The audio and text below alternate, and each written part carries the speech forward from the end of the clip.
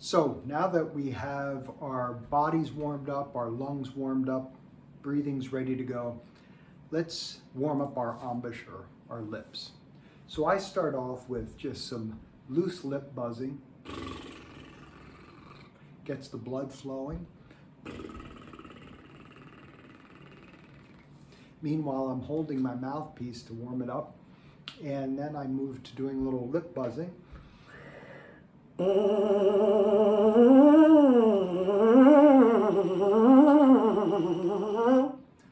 And maybe some buzzing without the mouthpiece.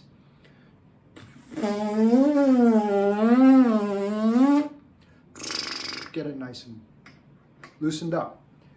So I then proceed to taking a big yawn breath and letting air go through a low B flat for as long as I can hold it, and trying to sustain a nice full intonation, a nice rich tone, and try to give it support to the very end. And I use no articulation, no tongue, just lip articulation.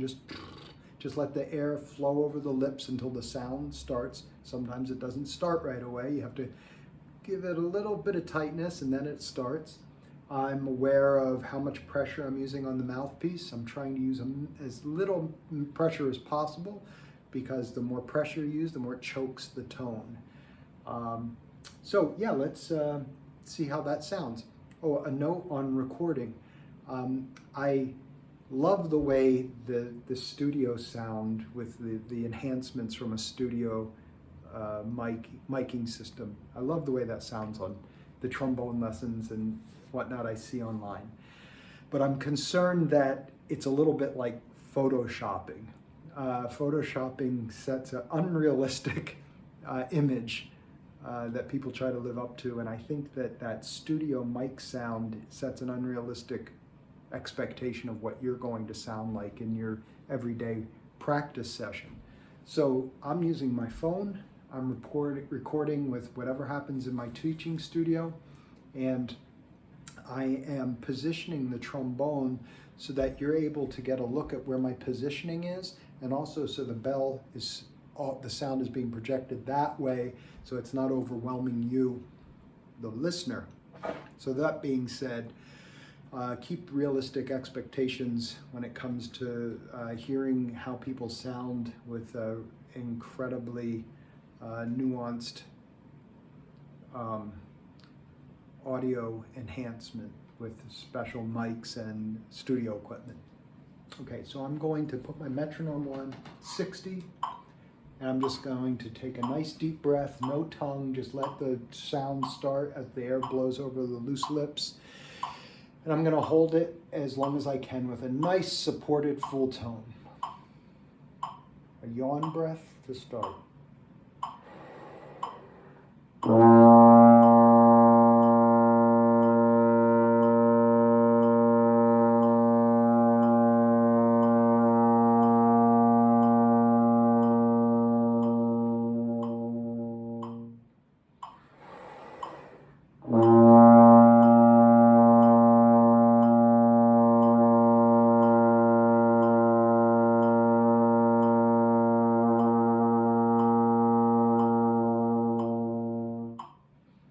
So again, be aware of the amount of pressure you're using on the lips. Very little, as little as possible.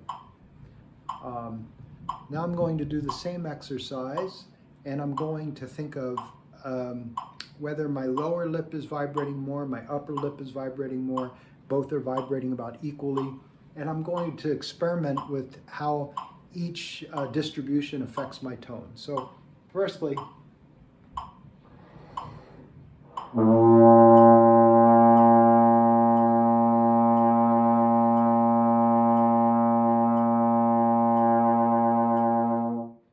so I noticed they're about even. Top and bottom lip on that low B flat is about even. I'm going to try more lower lip. I'm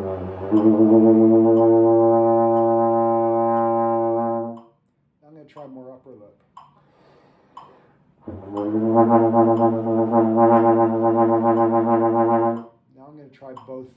evenly.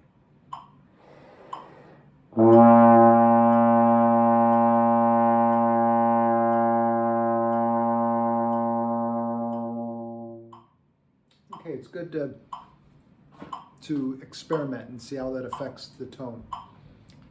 Now I'm going to use a gliss, yawn breath, gliss, 4 beats in each position, 1 through 7. And I'm going to think of having a hot potato in my mouth and in the back of my throat to open that up.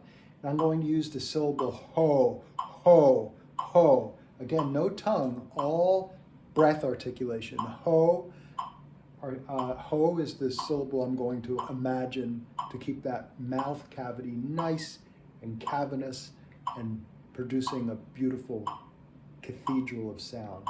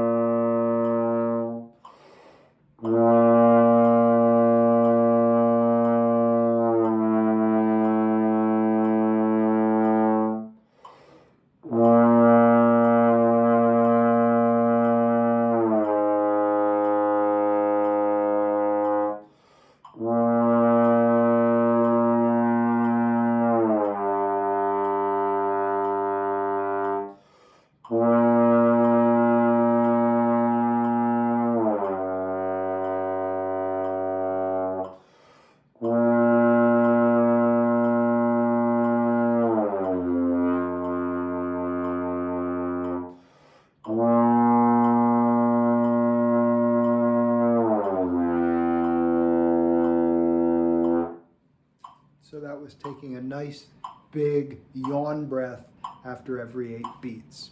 And you can ascend, come back through the 7 positions. And that'll give you a nice warm up.